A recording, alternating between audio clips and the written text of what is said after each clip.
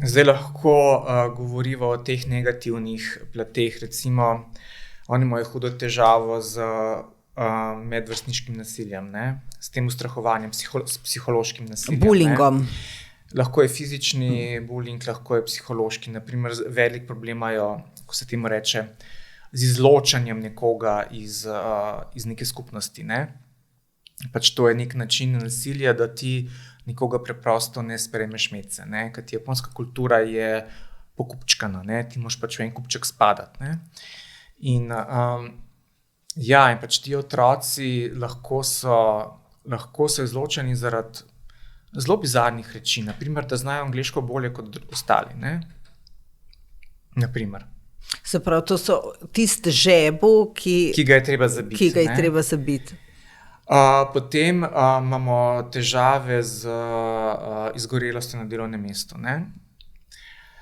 Potem imamo težave z grozljivo prekarnostjo med mladimi in med ženskami, ne? Potem imamo težavo z grozljivo razliko med življenjskimi stroški in plačilom, ne?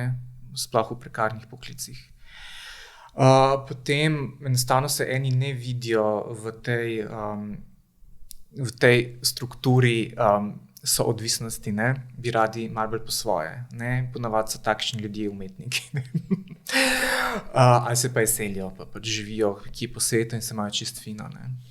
In jaz včasih, vedno govorim, da to, kar se na Japonskem dogaja, se bo pri nas čez desetletja ali čez 2, ne?